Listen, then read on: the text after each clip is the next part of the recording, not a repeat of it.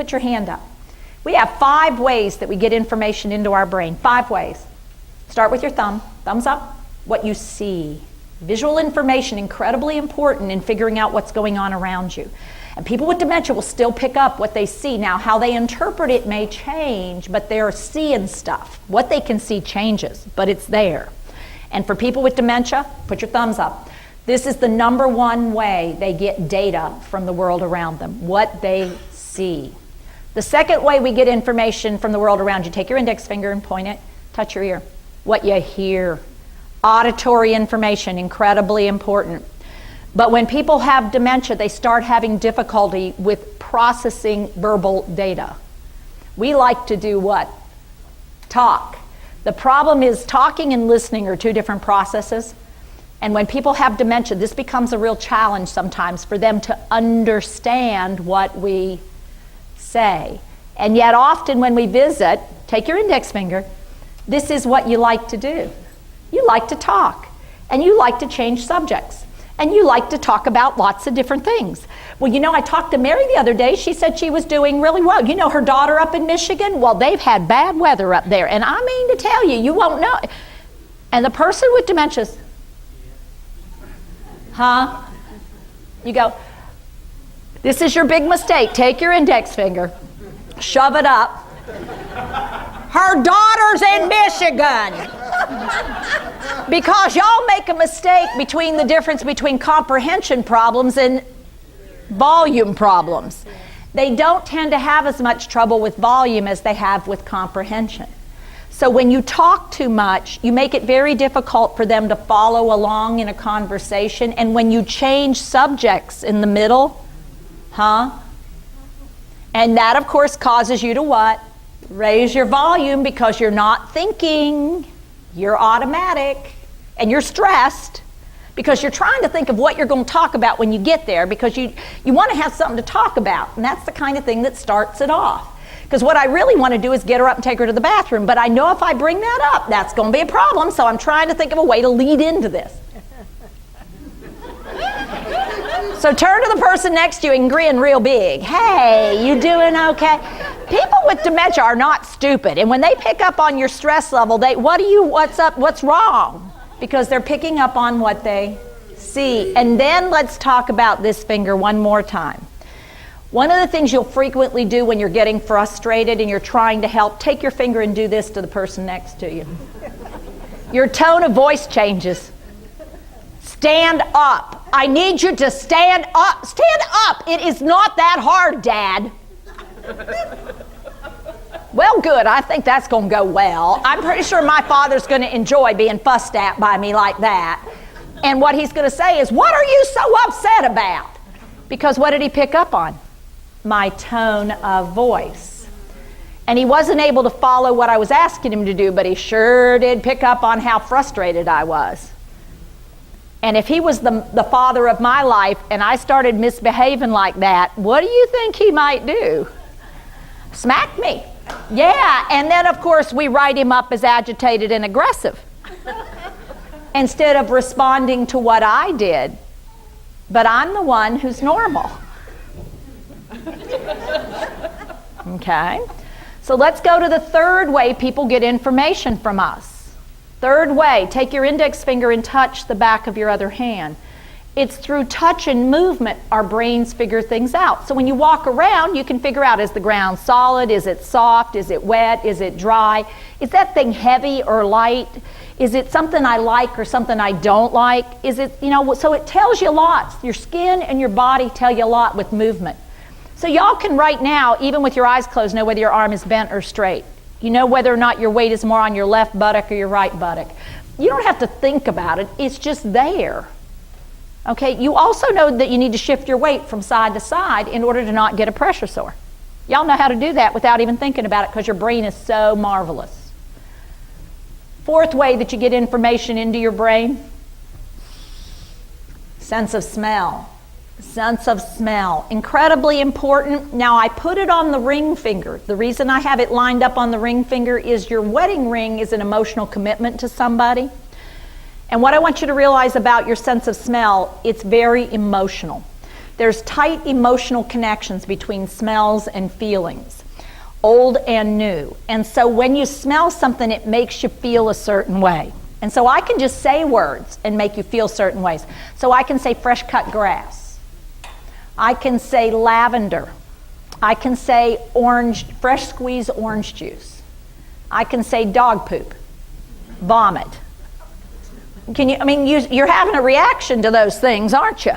Yeah, and that was just the words, not the smell. If you smell them, it's intense right away, to the good and to the bad. Now, I'm bringing this up because sense of smell changes. And there are some things that people with dementia don't seem to pick up on as dangerous anymore. And we seem to think they're being ornery when in fact they're just not picking up on it. And I want to mention them because they often result in you getting frustrated as a care partner. Number one is smoke. They smell smoke and they don't view it as dangerous. It's just they're trying to hide the evidence because they think people will keep them from doing what they want to do. They blow up something in the microwave and they go, yeah, well, there's a little bit of smoke, but they'll turn off smoke detectors so the alarm won't go off, not realizing how dangerous this is becoming. The second smell they do not pick up on as dangerous, which is really pretty significant, is they don't pick up on chemical smells or gas. So they go out to light the grill, but they forgot the lighter. They leave the propane on, go back in the house to go get the lighter thing, come back out, and they can try to light the grill. And now, if you have been gone for a few seconds looking for what's happened to the propane, boom. I will also tell you little space heaters that people sometimes use down in here in the wintertime, not in the summer, obviously. Although in some houses where the air conditioner gets turned down and people don't know how to turn the air conditioner back up, I have seen that happen in the summertime. They fill up the kerosene heater and unfortunately they spill some on their pants. What would you know not to do right then? Light the kerosene heater until you change your pants? Not so. I can go ahead and light it because I don't realize it's dangerous. I could also put a glass of Clorox on my washing machine, and I mean to put it in at the rinse cycle because I'm doing whites. A person with moderate dementia could come by and drink the Clorox, not realizing it's Clorox. What would happen if you tried to put the glass near your nose? You'd smell it right away and go, That's not happening. They don't get the danger awareness. The other smell they don't pick up on is spoiled food. How many folks do you know go to the early bird special, get the extra, because they always give you too much, and take it home for later? What if I leave it on the counter and forget about it for a day, and then find it, put it in the fridge, and then 2 days later say, oh yeah, that egg salad, I think I'll have that. I will also tell you as care partners, you got to be careful how you clean the refrigerator. You can't clean it with me there.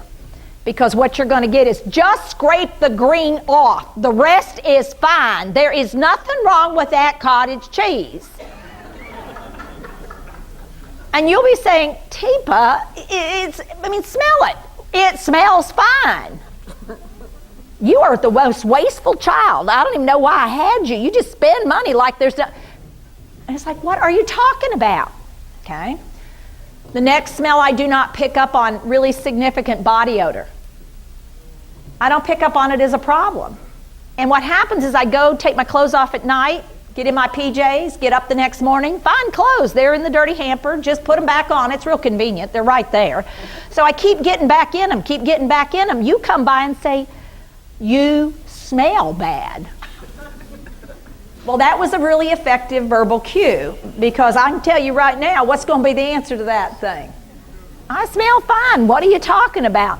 Because they don't pick up on body odor. You guys do a sniff test, believe it or not. Y'all do a sniff test, and when you check yourself out, you go, okay, not okay. Okay, leave it on. Not okay, change it. They're missing that data. The last one that they miss under smell, and I want you to recognize this, is this is my warning. That I've spent a half hour already and you're going to need to move in just a second. We'll give you a chance. Last thing I do not pick up, the last smell I do not pick up on, urine and feces. I'm not registering them as a problem. You do. So if I have a little accident because I don't make it to the bathroom in time, well, I know you don't want people to know about it because, see, that's embarrassing. And I may have the awareness of it, but what I'll do is take them off and hide them in the closet. Hide them in the clean clothes drawer. Because if I put them in the dirty clothes, what would everybody know? I'd wet myself. So I hide them. Well, 2 days later, I'm looking for something to wear. And I run across some clothing in their drawer in there. Well, isn't that good? And I'll put them on. They're a little stiff. But it doesn't bother me all that much. And I get going in them, and then I get out in this weather, and I'm out for about 5 minutes. And what is somebody going to do who comes up on me? Stand up just a second. My Lord, are you wet? I mean, and this is where, what are you thinking? Well, what happened is your brain short-circuited and you automatically did what you would have done with a 2-year-old. Here's a heads up, she's not. And that is going to get you in big trouble because touching like that, oh, they don't like that. Because when the sense of touch doesn't match my expectations, this is how it feels to me. And so it came out of nowhere. And what will I likely do? Smack you. And so all of a sudden you're going, she just hit me. I was trying to help her. Well, it didn't feel that way. Okay?